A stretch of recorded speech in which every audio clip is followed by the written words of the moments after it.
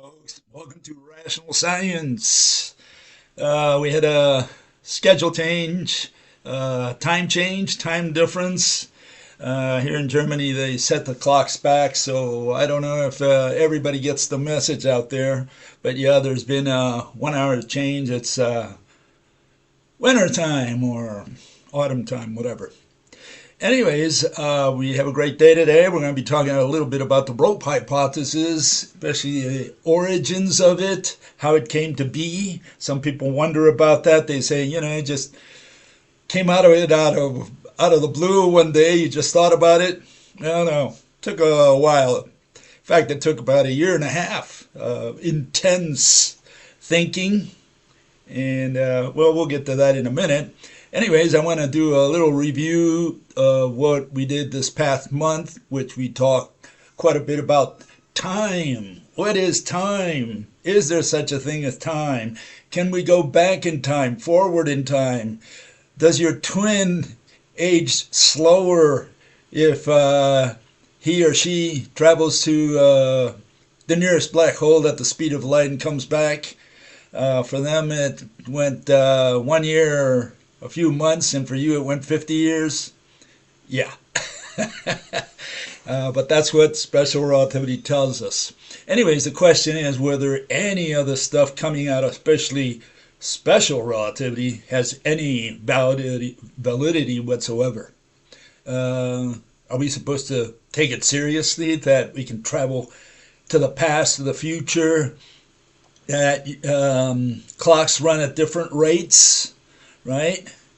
And whether GPS confirms the theory of relativity, either one, special or general, it doesn't really matter. Is gravity the bending of time? These kinds of questions. And so those were the ones we talked about this month. We're going to do a little review of that. Okay, so let's get started here. Where did all this start? Special relativity, time travel, warping of time, all that kind of thing. It started, my guess, this is where I started. I started with this fellow. His name's Waldemar Voigt, and he wrote a paper in, 1887. And as far as I know, this is the first guy who uses this factor, 1 minus v squared over c squared. V squared meaning or representing the velocity of a traveler, right? The person who's traveling. And little c is the velocity of light. So you have v squared over c squared. And the interesting thing about this is that if v squared equals the velocity of light, then we have c squared over c squared, which is 1. 1 minus 1 is 0. That's extremely important to understand that concept, okay? So if the velocity squared, right, the v squared there, is equal to c squared, you have c squared over c squared. C squared over c squared is 1. 1 minus 1 is 0, okay? Very straightforward, I think. If you've had high school algebra, I think you can figure it out. Okay, so this fellow comes up with that factor. What happened next was that we have this gentleman. His name is Lorentz, and there were others there as well, but primarily it was Lorentz. He got the credit for it anyways. He creates the Lorentz factor, and that's when we entered the twilight zone because they started using this factor to say that length contracts, mass increases, and time, right, dilates, okay, whatever all that meant, okay? So they started doing math with time, and because of that, we ended up with this special relativity, which eventually led to general relativity, okay? So we have this factor created by Lorentz, or at least he was credited, they attributed it to him, okay? And so from that, they came up with all this stuff, like time dilation. And you can see the Lorentz factor at work here. You have velocity of the passenger, right, over the velocity of light, both of them squared, right?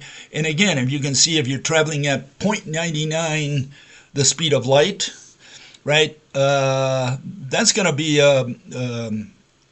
almost close to 1, right? At c squared over c squared, you have 1 and you have 0 in your denominator, making, it undefined or infinite, any way you want to look at it. But you can see what's happening as the velocity of the traveler approaches the speed of light, okay? Time becomes very big, okay? And so we have the time of the observer, which is the guy standing from far away watching the whole scene.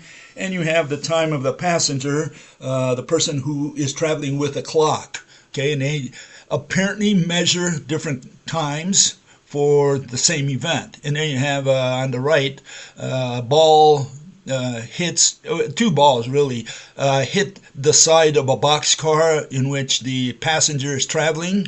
And so he sees the 2 balls hitting the walls at the same time. That's his experience. That's what he measures. That's what he perceives. But a passenger on the platform, seeing the train go by, right, sees one event before the other one. Sees the one on the ball hitting the left wall there before she sees the one hitting the right wall. And so she's going to measure something different than the guy on the boxcar. That's essentially what time dilation was about. It's got to do with measurement. What one person measures, what another person measures. And that's great for technology, like if you want to, set clocks right, so that you can all go to work at the same time and that kind of thing. It's got nothing to do with physics. Absolutely nothing to do with physics. It's got to do only with what people measure. And again, it's got to do with setting our clocks, synchronizing our clocks. You're in China, I'm over here, and so we have to set our clocks at the same time. Today, fortunately, we have the satellites. We can do it through the satellites, and we set our clocks accordingly, right? We are told what to set our clocks to based on our location, and that's what the satellites essentially tell us, the information that comes from the satellites. None of that has anything at all to do with physics, with what Father Universe has out there. Father Universe does not recognize time or anything related to time. Father Universe does something totally different that has nothing at all to do with what the mathematicians measure, or with time, or length contraction, mass increase, none of that. Father Universe does not do magic, okay? Black magic. Okay, and another weird thing that these people came up with because of that is the famous twin paradox.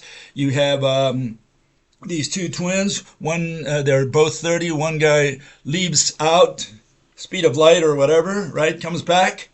And turns out that the one on Earth aged 10 more years than the one who left.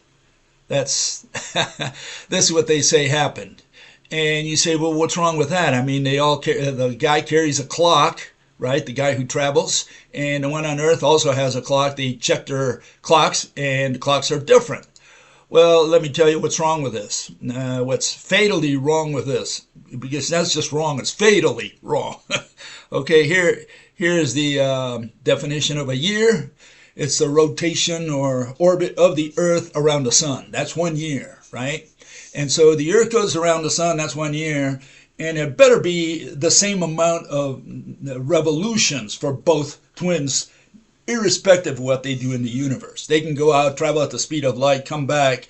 Then all we have to do is count the number of times the Earth went around the sun, and we know how many years each one has. We don't care what their atomic clocks say. Atomic clocks are notoriously inaccurate. They're the most inaccurate clocks in the universe. They're so inaccurate that if you take them a little farther out into space, they read something different than what they were reading here on Earth. In fact, they tested that, not by going to outer space. They took the clock on airplanes, and they measured it against clocks that were on the ground, and they found out that there was a difference between them, right? Means that clocks are inaccurate the farther they are from Earth. And if they're out into outer space, well, all bets are off. You can't count on them. And so if the guy travels with an atomic clock to the nearest black hole at the speed of light or whatever speed he wants, more or less than the speed of light, faster than light, slower than light, whatever. When he comes back, all we have to do is count the number of revolutions of the Earth around the sun. And we're done. We know how old each one of them is. And regarding physical, biological aging, well, you got progeria. You catch the twin catches progeria on his way out. He might come back a dead duck, He might die at the age of 12 for all we know. Okay, so it's got nothing to do with aging. It's got to do with biology, and there are other factors involved aside from time. So, this time thing that the special relativists invented and that Hollywood exploits and does movies on, and people just believe in this nonsense, it's got nothing to do with science. It's just pure poppycock. I mean, if for science fiction, it's fine. I mean, who would not like to go to the past and talk to Julius Caesar or whatever? Yeah, sure. We all would like to dream, about doing stuff like that. Another thing is reality, okay? And special relativity has nothing at all to do with reality. Not with how the universe runs, at least, Okay, here we have the famous block universe that the mathematicians created.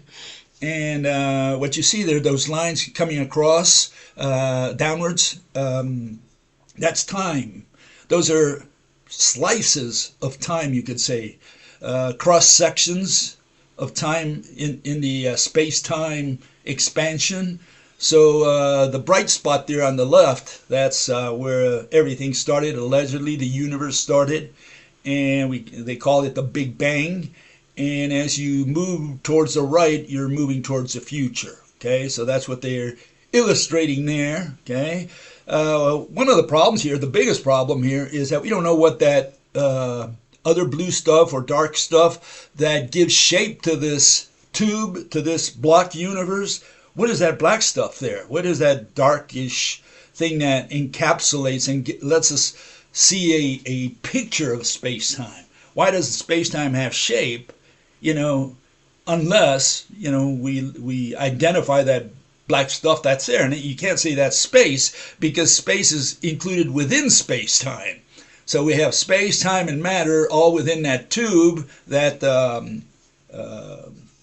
block universe. And the question is, what's on the outside? And what they tell you is that, space-time is not pushing against anything. It's in its expansion. So since the days of the Big Bang, 14 billion years ago, there's been this expansion of space-time and matter. And you say, well, what is this block of whatever, pushing up against? And they say it's an irrational question. It's an unscientific question, because, space-time is not pushing against anything. Space-time is all there is. Well, that's irrational. It's irrational because it contradicts the other demands of relativity. And here it is. It's that, there's all these other universes. They call them the multiverses. And so we have all these universes. They're all pointing in different directions. They're all expanding in different directions. And the question is, what separates one universe from another? Because what you're staring at, that blue or dark blue stuff that separates all these space-times, all these multiverses, these universes, that's not space. Space is within each one of the space-times. So the question is, what is separating all these universes? And so, yeah, space-time is pushing up against some dark blue stuff that these people fail to identify, okay? And especially when they talk about the multiverse, which is a key, ingredient of relativity. Everybody talks about there being other universes. They give you explanations based on that assumption, right? Theory, or whatever you want to call it.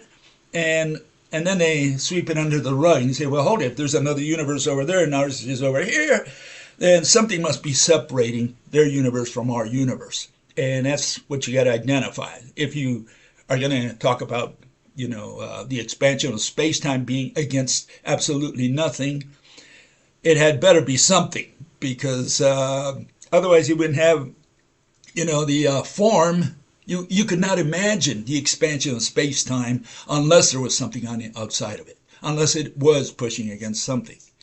Okay, and so what does, I showed Brian Greene, he takes this space-time, he turns it into a loaf of bread because he's going to cut it into pieces, into slices. Okay, he's going to have cross sections of time along, the space-time loaf that he converted space-time into a loaf, the block universe. And here it is. He's going to cut it into slices. Okay, and that's essentially what he takes space-time, turns it into a loaf, and cuts it into slices. That's essentially what he's doing there. Okay, and so we're concerned about these. Can you have a slice of time? That's the question. That's the million-dollar question. Let's do it again. Here it is. You have the loaf, okay? And all those lines, they say, are slices of time. Okay, great, no problem. We can understand it. So what they're going to do, they're going to chop it into slices. There you have the slices, okay? I hope you understand what they're trying to do here. This is not mine, by the way. This is what they're trying to do, okay? You have these slices, and what they say, you can hop from one slice to the other and still find the other slice out there, okay? And again, we have a couple problems with this. Two of them. One is that, are there slices of time? Can you talk about a slice of time?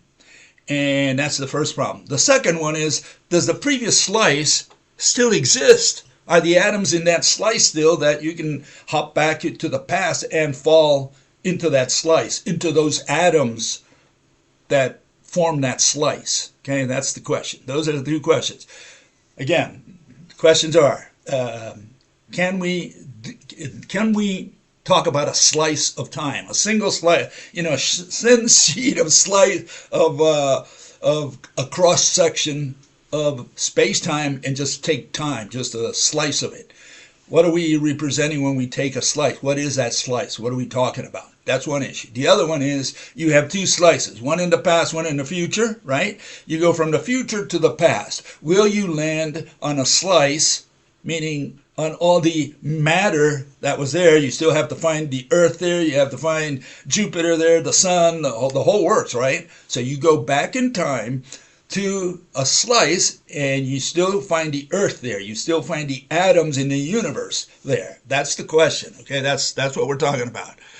And so this is here we try to illustrate it for you. Okay, this is what I'm referring to. We're going to go back in time and shake hands with Napoleon. Okay, so here goes.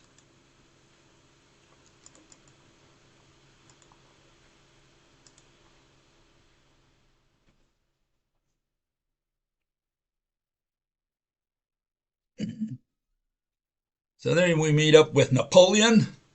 Okay, there you see him. Okay, straightforward.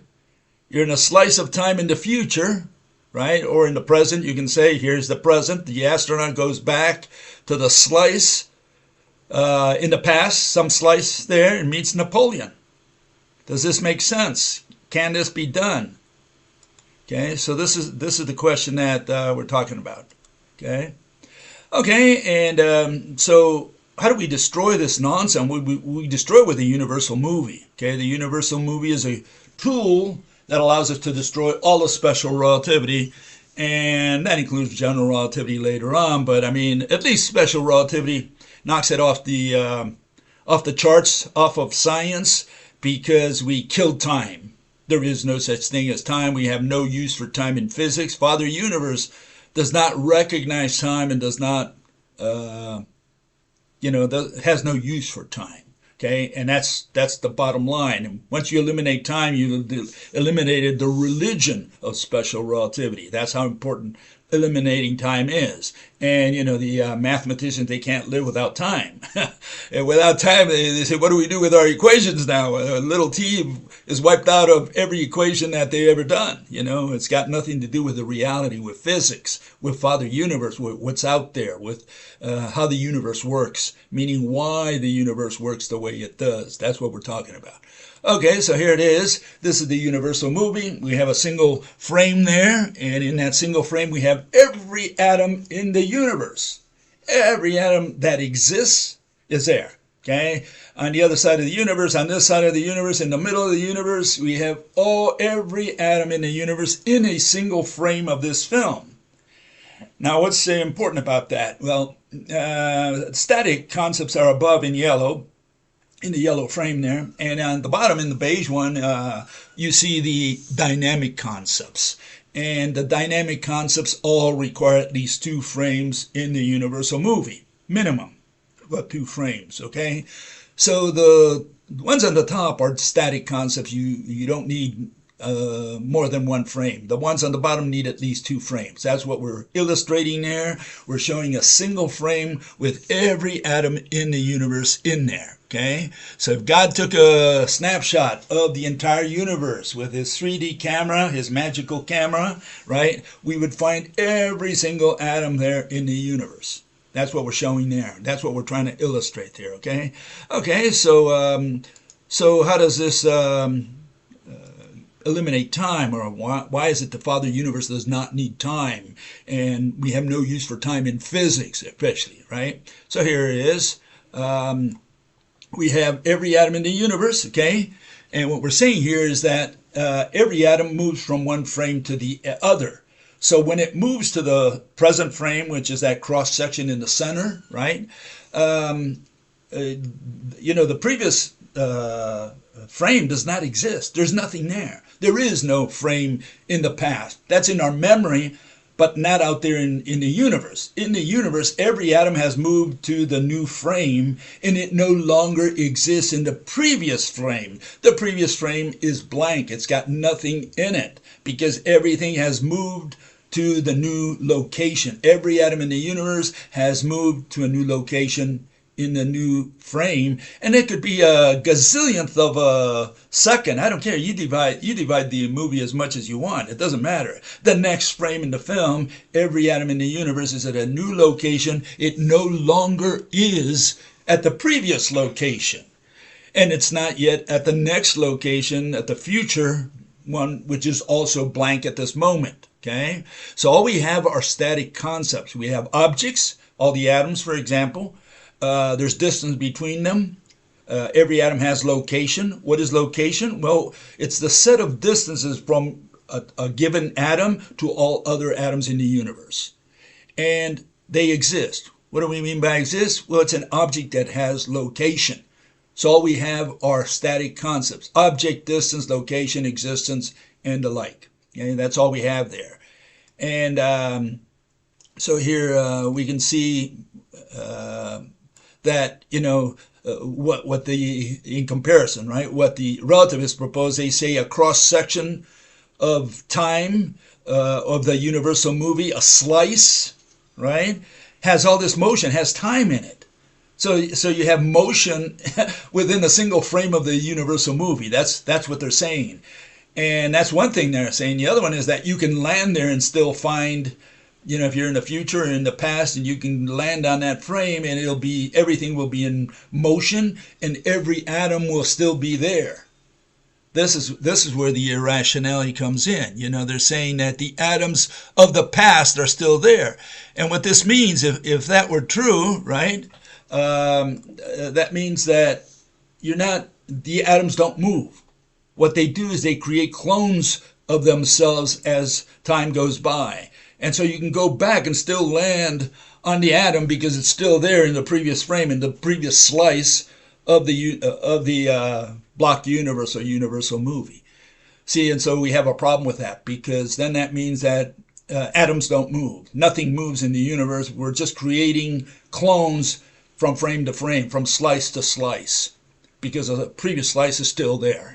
Okay, so that's why we have a problem. The block universe, more than suggests, the block universe is a theory that says that all the atoms simply duplicate themselves from frame to frame, from slice to slice.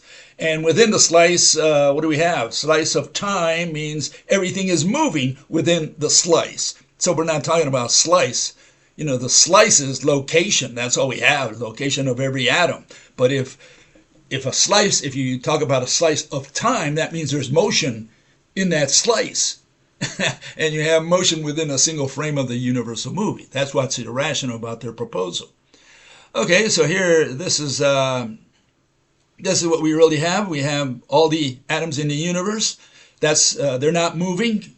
That's what a cross section of the universe, you could say of the block universe, right, is what comes before is in our memory. What's in the futures you can dream about, I guess, right? But none of that exists. The only thing that exists are every atom at a given point in time, okay? And meaning location, not time, because we're not talking about time, we're talking about location, okay?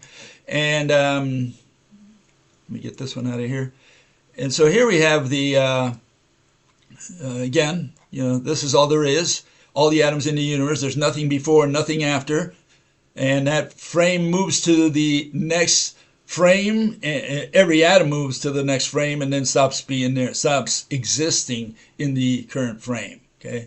So, yeah, there are no slices of time as special relativity especially says. So this is nonsense what you're seeing there. Slices of time, no, that's in memory, but not out there. Okay, there are no slices of time in the universe, and that's all you have, one slice, and everything is in that slice, and hopefully within that slice nothing moves. So that is not a slice of time, it's a slice that only illustrates location of every atom in the universe. Okay, so I hope that clarifies for anyone who got lost in the previous month. Okay, we're trying to synthesize it here and say, yeah, there is no such thing as a slice of time. Slice of time is known as location. Okay, all atoms have distance with respect to all other atoms. Nothing is moving. That's a slice. Okay, you want to see time, you want to see motion, you need at least two slices. Okay, that's the first one. Second, even if you have two slices, you can't go back to the previous slice. Okay, because the atoms are no longer there for you to land on. There is no earth. All the atoms that made up the earth are now somewhere else. So those same atoms have moved, or a new location. That is the new slice. That's the new frame in the universal movie. There's nothing in the previous frame. And these people are saying, no, I can go back and still land on the earth, 100 years ago. There ain't no atoms there. Even if you could do that, the atoms have moved on. Okay, so this is the problem with time. And of course, if you eliminate time as far as, a comprehension of the universe, of what exists and what is out there, we get rid of special relativity altogether. Special relativity only has to do with measurement, with, synchronizing time and talking about, is your time the same time as my time? That's got all to do with humans. It's got nothing to do with Father Universe, with with the atoms that are out there, that make up the universe, what we call Father Universe. Okay, so yeah, let's kill relativity, special relativity at least. Okay, so we're going to be talking a little bit about science. Actually, about the rope model, how it came to be, how I came up with this theory. Okay, I call it the rope hypothesis. It's a hypothesis. People say, well, you call it a hypothesis, not a theory. Yeah, it's not a theory, it's a hypothesis. And that's why we need to understand these words, define them. They've never been defined, by the way. Nobody has any idea what these words mean. People think that a hypothesis is a tentative theory. It turns out that in all of mathematical physics, there are no theories. There are no theories whatsoever. All they have are descriptions. Descriptions are not theories. So that's what we're going to talk a little bit about today. How do we get from A to B or A to Z, right? So here, let's start with this fellow. His name was Democritus, and he was a little different than everybody else. Democritus and Leucippus, his teacher, apparently, we have very little information on them, but they were something that is very scarce on planet Earth and has always been very scarce since civilization, since Neolithic and onwards. What happened? These people were materialists. They were material. They believed in, or they tried to explain our universe in terms of physical objects. Okay? That's what they were. They did a pretty good job. I mean, for beginners, I think they did a great job. But the great majority of people have always been spiritualists. They were not materialists. Even to this day, most people are spiritualists. So when they come to this channel, they don't understand what this channel is about. They say, Bill, where's the energy? Where's the field? Where's the time? And we're saying we got rid of all that garbage. We don't need any of those words in science, in physics. And these people think that's physics because that's what they were taught in high school. And second, because most people are spiritualists. And so, yeah, here you have good old Democritus, and he said, nothing exists except atoms and empty space. Everything else is opinion. Okay? And yeah, we're going to disagree him that space exists. Space does not exist. Can't say that. But for that, you need to define, these words properly. But I think it was a good initial step that Democritus took there. And to contradict him or to be a contrast to him, we have this fellow, and he's probably you could credit him with inventing the hologram. He was the inventor of the hologram, man. People never gave him credit for that. His name was Plato, okay? And Plato, he wrote in the Republic, one of his main books, and he talked about, the forms. He says, everything that exists, everything that you can see and touch, these 3D things, they're just shadows. Okay, they're just shadows. And so they're shadows of what is real, which is out there, which you cannot see or touch or whatever. See, and so he says, they see only shadows which the fire throws on the opposite wall of the cave. The truth would be literally nothing but the shadows of the images. Okay, so the truth is the shadows, right? Truer than the objects which are now shown to him. Okay, so the objects are not real. What's real are the shadows of the real objects, you could say, or the forms that are in the background. So he's in a cave, he sees these shadows, right? And the shadows are what's real to us. We touch, we see, but these are projections of something else. Pretty much like a hologram. What is a hologram? Well, the hologram is not the real thing. It's a light. It's playing with lights, and you create this image, this 3D image, but that's not the real thing. The real thing is somewhere else. That is, it's the light from that thing that's being shown in the center of the room. And so, yeah, Plato was a spiritualist. He believed in all these ghosts and spirits and so on. And that you can contrast that against people like Democritus, the very few people in the universe, right, or on Earth here, that truly believed or tried to explain things in terms of objects. So they did not believe in all these spirits and ghosts, and maybe they did not even believe in the God, but they had to be careful because they were in an age when people believed in religion, mythology, and so on. Okay, so what do we have today? Well, these are what we have today, all these spiritualists, mathematicians, I call them. All these people believe in nonsense. Here you have, this is the type of stuff they believe in, that the soul can leave the body. You have consciousness, the thought, and they have all these ghosts and spirits in their lives, okay? Here's another vision of what these people believe in, that all these angels are in the heavens and they move around. And this is what these people believe in. They really have nonsense in their head, and this is how they explain things. Why did the curtain move? Well, the curtain moved because, my mother who died, 10 years ago, she waved it. She's trying to tell me something. And this is how people talk. This is the kind of stuff they have in their heads. And in the case of the mathematicians, right, they do pretty much the same thing, but they've replaced the spirits and the ghosts and the souls and the consciousness and all this kind of stuff. They replaced them with mathematical concepts.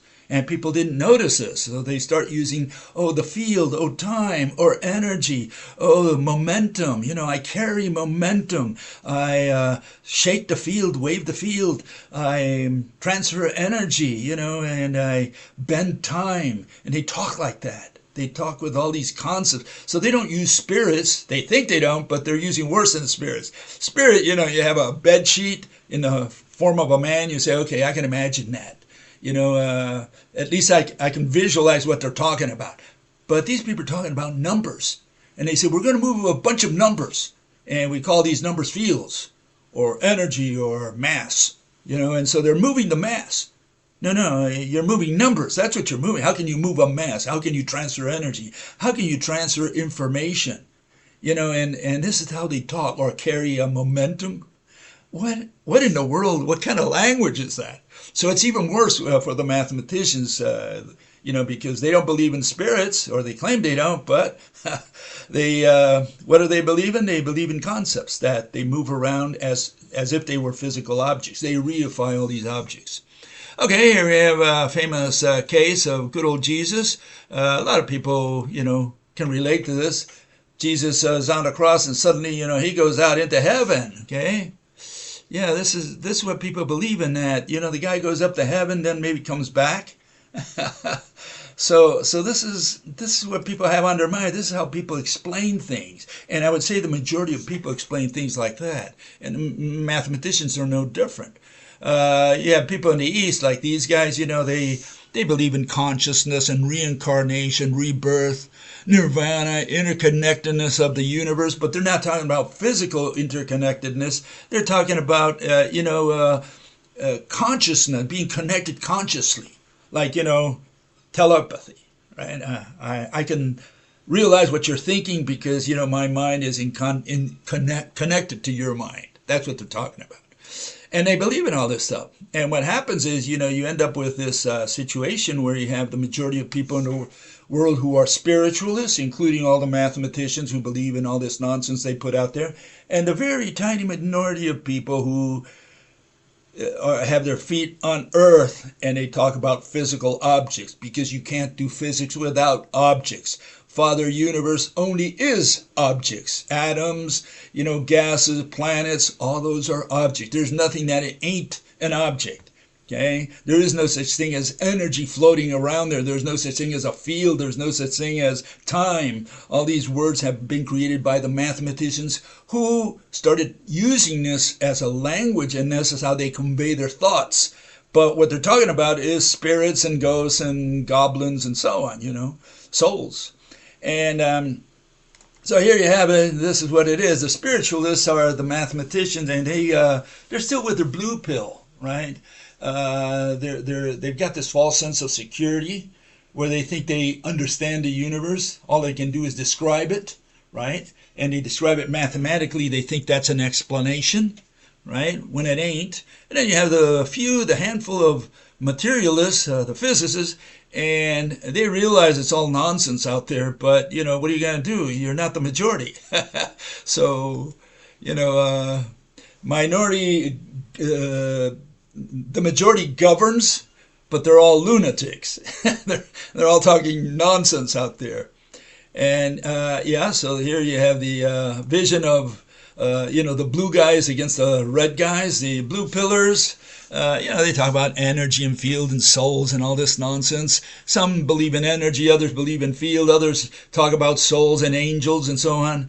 Materialist is a person who simulates everything with objects, with things.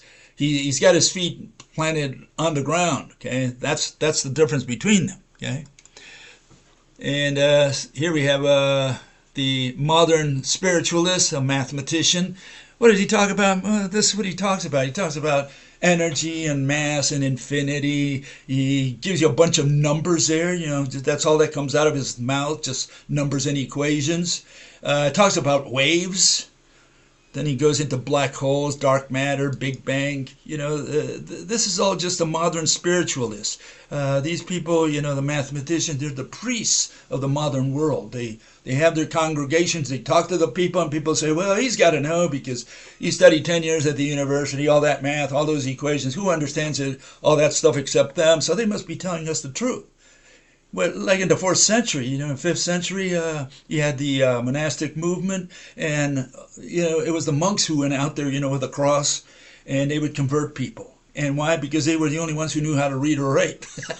They went into the town, they started talking some nonsense about, spirits and so on, and what the Bible said, and people didn't know how to read. The townsfolk, the villagers, they were farmers, and they went to the Mass and the Sunday school, whatever, and they listened to this guy and said, well, he's got to know because, he knows how to read.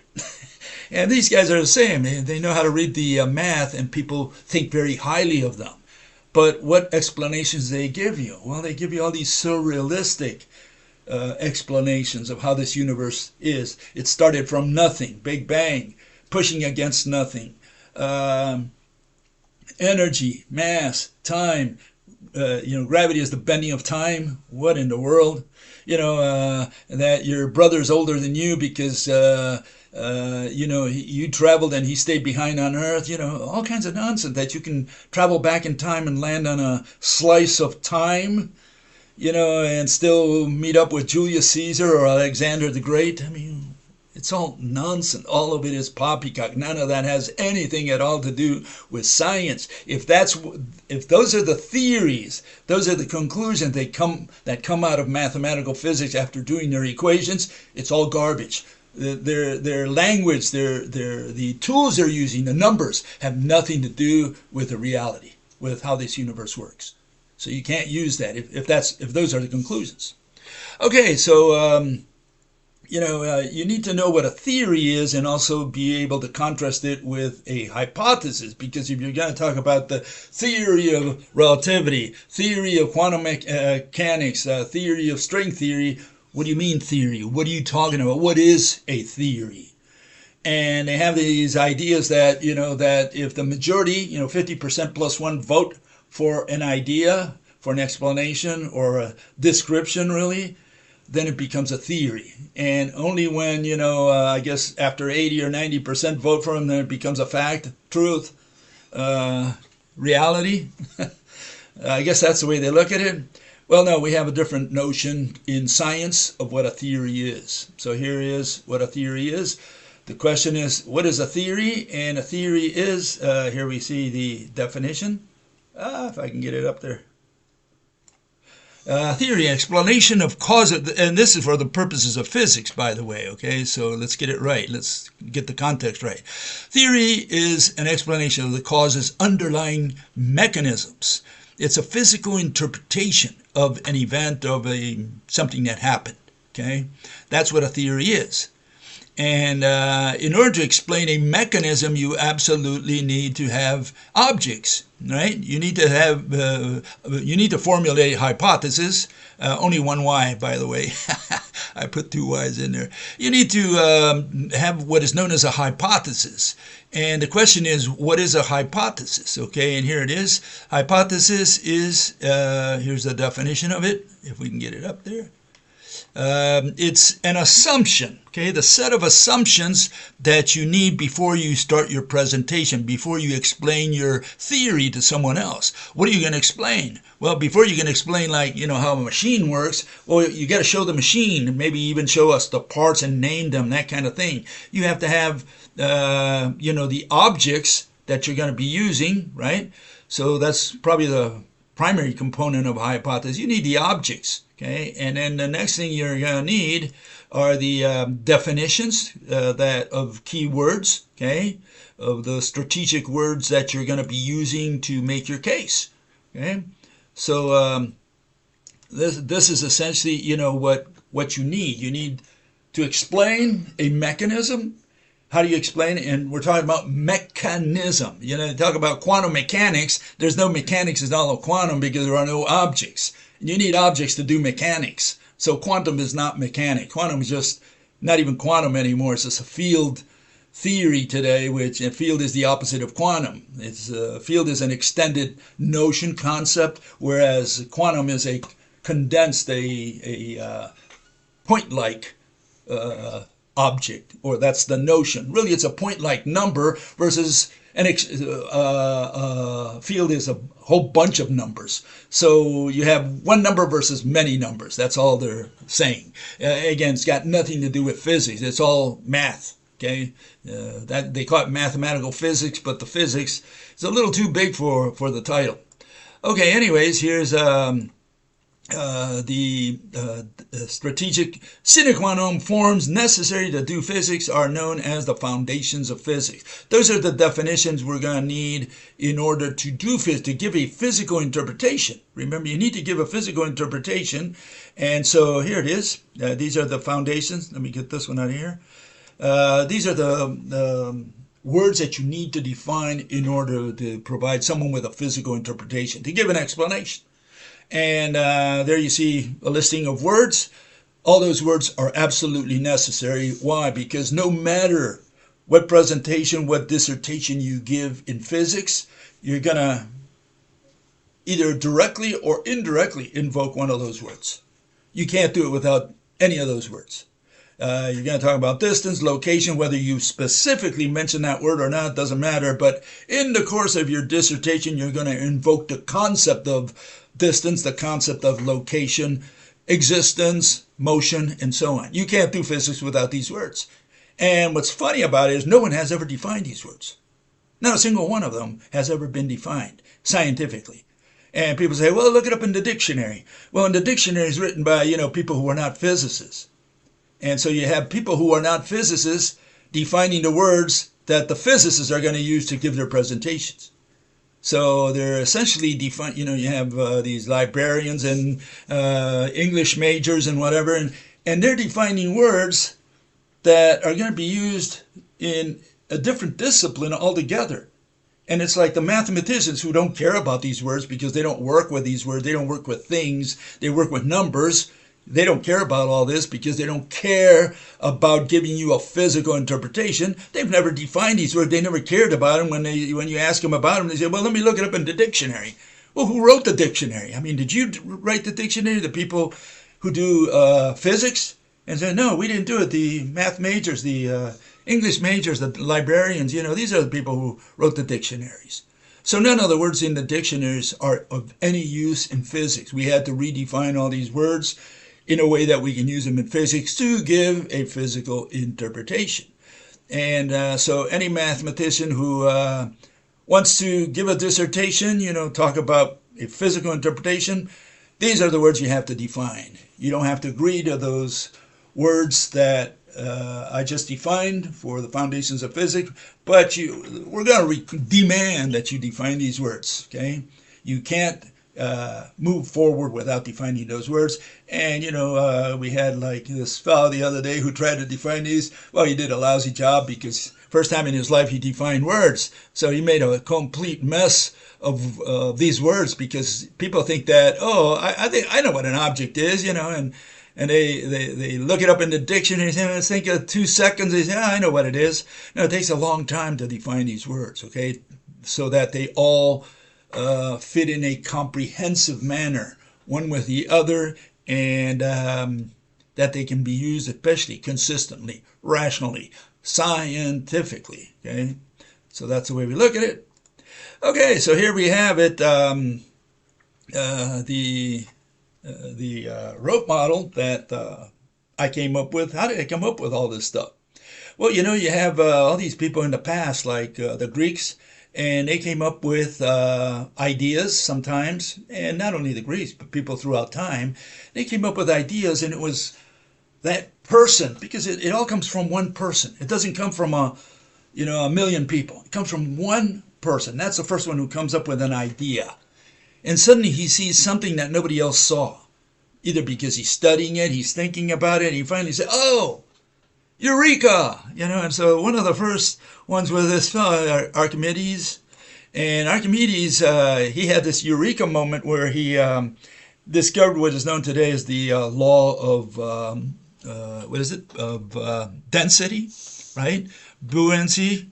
And so he ran, allegedly he was taking a bath because that's when he discovered it, and he ran through the streets naked. That's how the story goes, the myth. Whether it's true or not, we don't know.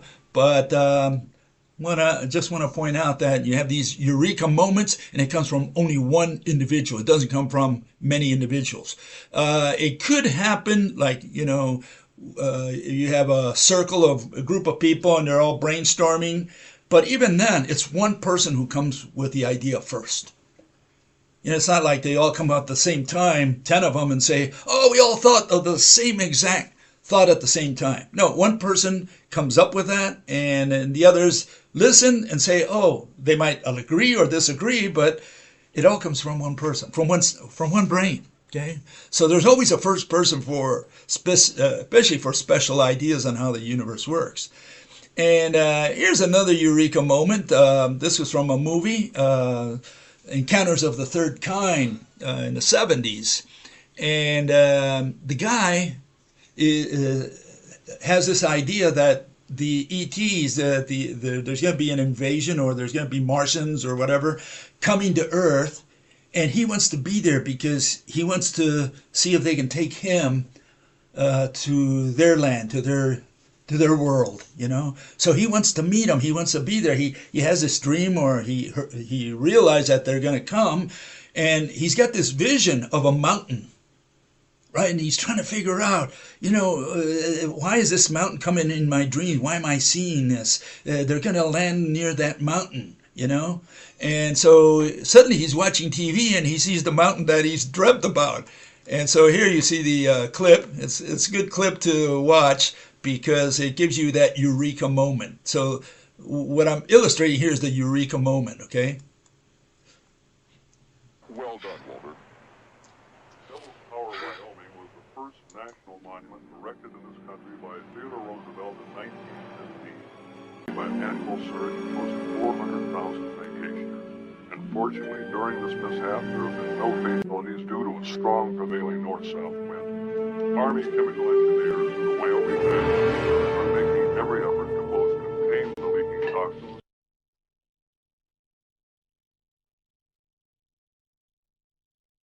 Okay.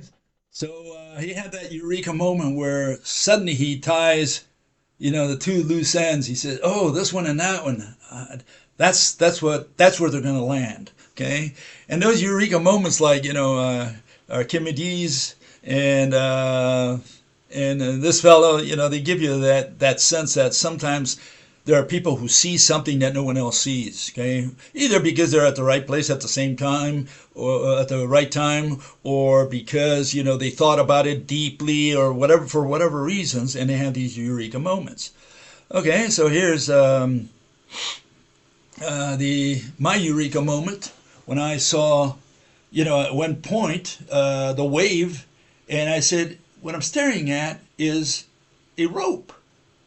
You know, and because the one on the top, the electromagnetic wave, those are just vectors. Those are numbers that represent, arrows that represent numbers. So they pictorially represented numbers, and that's very misleading. Because you look at that and you say, okay, I'm looking at a thing because I see something, a shape, some kind of shape in front of my eyes. That's not true. What you're staring at is a pictorial representation of numbers. The one on the bottom, on the other hand, a rope, that is an object. That is a thing. That's not a number, okay? So, you know, that was kind of my eureka moment.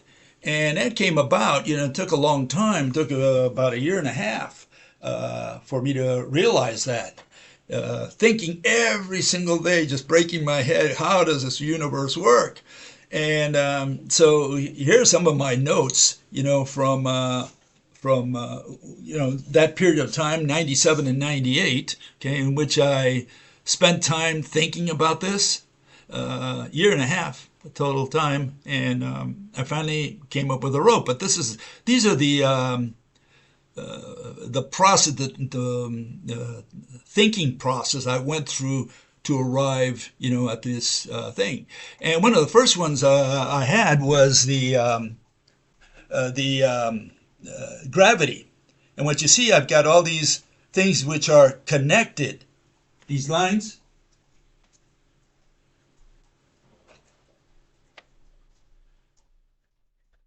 And as you can see, you know, I'm attaching one line to another, you know, one line to connecting one object to the other in different ways. And I was trying to think about Newton's mass times mass divided by distance squared, and this is what I was zeroing in on first. And I'm saying, you know, what if we had these lines? And in my mind, I didn't know what these lines were. I just said, you know, if these lines were physical lines and they were connecting one object to the other, the closer they were, you know, the more the lines would come apart. And the farther out they went, the two objects went from each other, the closer, you know, the more they would approach the one in the center. What is it? It would look like a coaxial. it would be, the lines would all come together. Whereas when they were close together, the two objects, the lines would come apart. They would fan out. That was the notion that I had there. And I was coming with this. This came out on the 17th of November, 97. And I was so happy that just to realize that concept. Until then, I was doing all this. I was doing a bunch of equations of all kinds. Here's some of the equations I was doing. This is just one page. I had a year and a half of equations.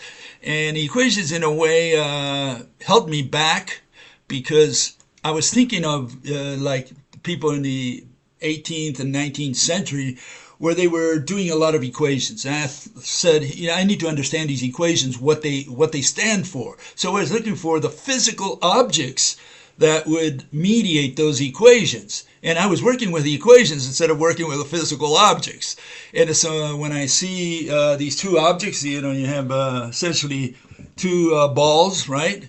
And I'm saying, if you have all these lines going from this ball to that ball, the closer they are, the more the lines come apart, and the farther they are, the more they come together. And so that's the notion I was thinking about. And I was trying to answer gravity. I was trying to understand gravity. And I was very happy to have discovered that, because no one had ever thought about putting physical objects there, especially between two balls, like in this case, right? They were always doing it with mass, with concepts, and force and so on. And so I said, if we put a physical object there, now we can probably understand gravity. But I didn't know at this point in time, what these lines were. And here you can see some of my notes. It's just opening somewhere there, right? Everywhere I was just doing pages and pages of equations and writing all kinds of things, just everywhere. I'll tell you, I've got two books like this. A friend of mine put them together. Anyways, I was working on gravity, and you can see here's another page. I was trying to unite the atoms. I said, if I connected all the atoms, it was one of those things where you connect the dots. And I said, if we connect those dots, we connect those atoms, I can explain gravity, but I need a physical object. And I was doing it with lines. I didn't know what those lines were, but this is what I was working on. First, I was working on gravity. And I was happy that at least, I had a physical interpretation of gravity if I could put those lines in there without knowing what those lines were. And so, I was connecting the dots. I was connecting the atoms. There you can see the type of drawings I did, and so I started replacing some of my equations with lines, with physical things, but I still did not know what those lines were. I was just inventing those lines, saying if we put lines there and they're physical lines, I can explain gravity. That's how simple it was. Without, I could explain mass divided by distance squared, specifically that factor in Newton's equation. And as I went along, one day I come up against this, and what is so funny about this was on the 21st of February of 98, and I put a rope in there. And I'm looking at it and I still don't see it. It's like, the eureka, the aha moment did not materialize. I was looking at it and I'm saying, what if we put a rope there, of some kind? And at the bottom you can see I'm still putting the wave, and I'm trying to, I still haven't realized that, the wave and the rope have something to do with each other. I was simply simulating. I said, if we put a rope there and we have a torque, well, maybe that could serve as a mediator, but I still hadn't really figured out what I was doing. I was just trying to explain gravity, right? And this was, one of the stepping stones. A couple days before I really realized what I was doing. I was just trying to do it with objects. And here, finally, I discovered it 2 days later. I finally figured it out, and I went and got a piece of wire and coiled it around and said, I finally discovered, what light is according to what I know today, which is the rope model. And I wrote down that it was my eureka moment. I was so happy that day because I realized that I had discovered at least something new, something no one had ever zeroed in on. And whether it's true or not, whether this is how Mother Nature, Father Universe run their shop, this was my eureka moment. I was so happy. I said, the day the earth stood still. And I said, quantum is dead, because I got rid of the wave. I finally realized that, you can't use the wave. Wave is not a physical object. And these people were doing equations. They were using the wave as a mediator when it's not a mediator. You need a rope. And a rope, I said, oh, if I replace the wave with a rope, now we have a mediator. It's between two objects. No one ever thought about putting something between objects. Why? Because they can't see or touch anything between any two atoms. So they said there's nothing there. But, now I put the rope. And yes, now we have a physical object. Later on, I discovered what the problem was, and one of the problems was that no one had defined what an object is. Everybody thought an object is that which you can see or touch, which was the definition you find in the dictionaries, which was made by people who know nothing about physics, and no, an object is that which has shape, not that which you can see or touch. Rope had shape. This has shape. But as you can see, they're invisible. You can't see or touch them, and here you have proof of that. You have nothing in between, and here you have, this one comes like in gravity, right? One atom approaches the other atom. And why does it approach if there's nothing between them? And yeah, there has to be something between them. And again, I like to show that that's the case, because you drop a pencil, there's nothing here, nothing up there, and yet the pencil always falls downwards. Always falls to the center of the earth. Why? Because there's something connecting every atom of that pencil to every atom on earth. And nobody ever thought about the possibility that atoms are interconnected and that there is something between any two atoms. That was the key insight. And so, later on I spent doing some analysis in more detail and started just working with a rope from then on. And eventually I ended up also, one day later, I think, on the 24th, with the atom. I realized the atom was not the famous atom that quantum came up with. I came up with a ball of yarn atom, meaning that the atom itself, the electron shell, was made of these same threads that made up the rope. So that was a quick discovery after the rope, and it also shows what my train of thought was. I started with gravity and eventually worked my way to light, and eventually also to the atom. But what I realized with that, I was able to put light and gravity in a single mechanism with a single mediator. The mediator was the rope, and that's what caused gravity. So it was like the theory of everything, grand unified theory, whatever you want to call it, gravity and light in a single mechanism.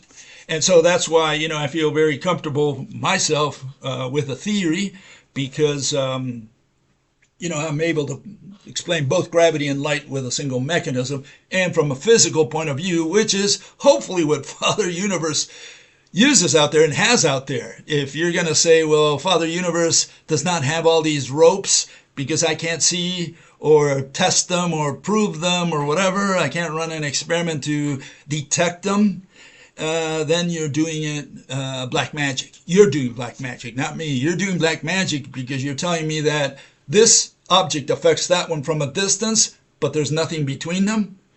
And that's when these people say, oh, but there's a field. And a field is just a bunch of numbers that you measure the value of whatever's there. But you have not identified the whatever. You need to identify that whatever, and that whatever is, as far as I'm concerned, the rope. Okay? So, that's in general what happened there. Okay, I'm going to open the floor for questions. Give me about 10 seconds before you put the question and I answer, right? It takes a little while to get this, but I want you to see something. A couple guys asked questions. I'm going to answer those questions first. Okay, so let's move on to these questions that these people asked during the week. Fellow asked the following. It's about a prism. He says, torsions of now different frequencies arrive at different millions of molecules at the end of the prism, then relaying out into air molecules from multiple locations in the prism. What might be a good idea is to analyze the shape of the molecules that constitute different types of glass to determine how they end up in the various lattices. In this thought experiment, assuming the rope hypothesis and all other teachings here, a perfect crystal would in fact not result in a rainbow, but instead just light coming out from a different angle. And first of all, I'm not going to brag here because I'm as ignorant as other people on the issue of the prism, okay, and I'm on record on that. I haven't had really time to look at it in a lot of detail, but let me answer one part of his question at least, the way I look at it, okay? And I've talked about this in the past. I've tried to illustrate it this week, okay? Here you see light coming into a prism. That's that blue line hitting the edge of the prism, and we know it's going to break into colors eventually coming out. Blue is going to be on the low side, red's going to be on the top side always. And I'm just going to give you the first partial answer to his question, which is, you can see there I've highlighted that region where the atom close to the edge of the prism is going to be in contact with the first one that's in the prism. So we have one atom in the air, or you could call it a molecule. I'll just represent it with a single atom.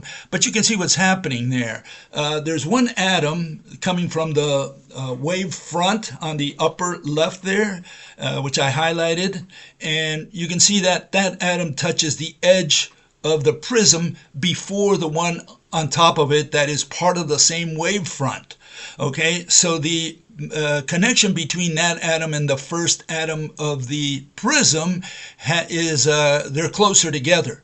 And so that's going to be represented with a blue rope, whereas the other atom, which is farther away or comes later, right, that's going to be represented with a red rope. And you can see what happens from then on in the prism itself. The colors then come out red on top and blue on the bottom. So all I'm saying is the angle has something to do with it. Okay, the fact that one atom is closer. Those are atoms, by the way. Those are not photons. Okay, just to make sure. Those are atoms, the red ones there. Those are atoms. One atom is closer to the atom of the air is closer to the atom of the prism than the other one. And that's why one has a blue, we'll call it a blue rope, even though it's what we're talking about is the frequency and wavelength, right? And the other one has a red rope. Okay, so that's why you have the separation of colors. So all I'm trying to say here is the angle has something to do with it. Okay, and that's just a first thought on this question. It's just trying to answer partially what this fellow asked. Okay, and again, I don't have a full explanation for the prism yet. Okay, and I need more time to think about it, really. I've got other things on my mind as well, so I've done what I could there. Second question, another fellow asked a question, and hopefully I can answer him a little better. Okay, and he says, how does the rope model explain the electrical charge can be counted in discrete units? Okay. Remember that a unit of charge is 1.6 times 10 to the minus 19 coulombs. Where did they get that? How come that's a constant of the universe? That's the question he's asking, right? And how do we explain it under the rope model? That's his question, and it is a good question. Okay, so I do want to answer that if I can here. And we go to Robert Millikan's oil drop experiment. Okay, this was more or less the experiment. He had two charged plates, and he lets some oil in there in the form of a mist. That he's got this sprayer in there, and one of the molecules falls through the hole, and he is able to adjust the electrical field, an electric field inside his chamber to such a point where the particle stands in midair, and he's able to look at that oil drop through a keyhole, peephole, right, of some kind.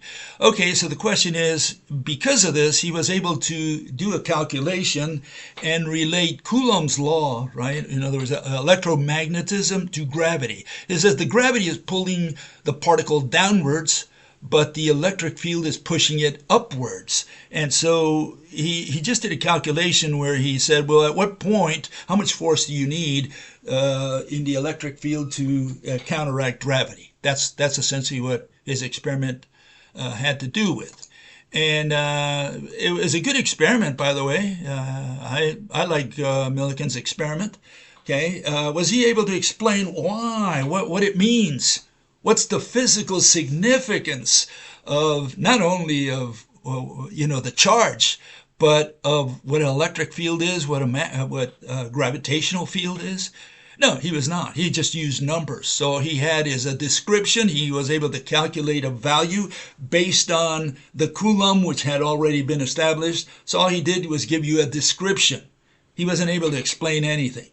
Okay, he was just saying, look, if I do these calculations with this, after doing this experiment, I can calculate the value of a charge. Okay, that's not an explanation.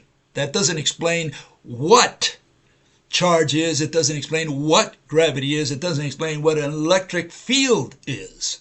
Okay, what comes in physical contact with the oil drop? That's what we have to answer.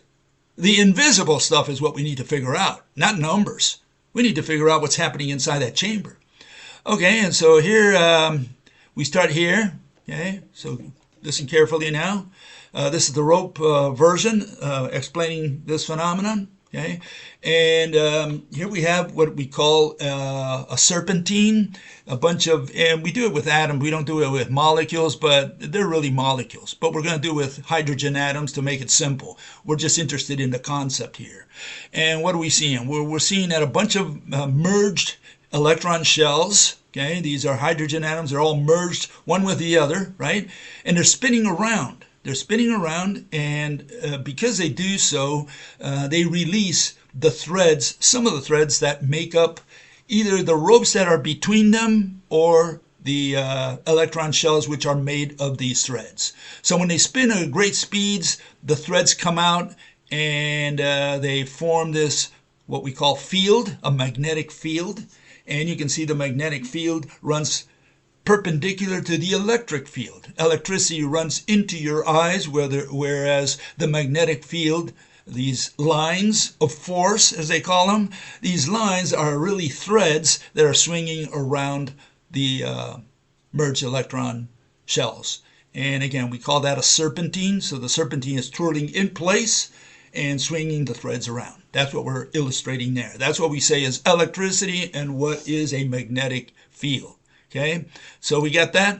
Now what we're going to do with this, we're going to put it in Robert Millikan's experiment. Okay, so here it is. We're going to put it in his experiment, in his chamber. Okay, and you see the magnetic field at the bottom. As you can see there, what I'm illustrating there is that these serpentines are swinging sideways. Okay, they're swinging the threads sideways, so the magnetic field is in the east-west direction, whereas electricity is in the north-south direction. And at the same time, you can see that the oil drop, and I had to illustrate it very big just to show you what's happening there.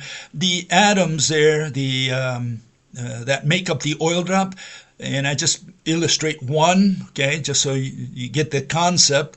The threads are swinging around the atoms, okay? They're swinging at great speeds, and that's what ionization is. The threads are released from the center of from the surface of the atoms, and they're swinging around, and you have the electric field from the bottom, and so you have threads from the bottom and threads from the atoms that make up the oil drop, and they're interfacing with one another.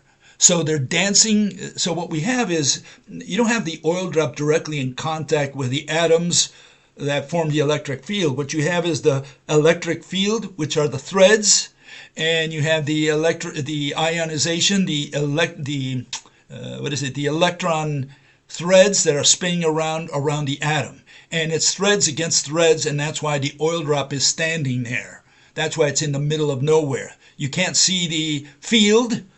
All they can do is measure and say, oh, there's a number here, there's another number there. That's all that a field is, just a bunch of numbers. And here we're saying, no, what we're talking about is threads against threads. The reason the atom, or in this case the molecule of oil, is standing in midair is because its threads are swinging against the threads of the electric field. That's what's happening. That's what's keeping it up there. That's physically what's happening inside the chamber, okay, under the rope model.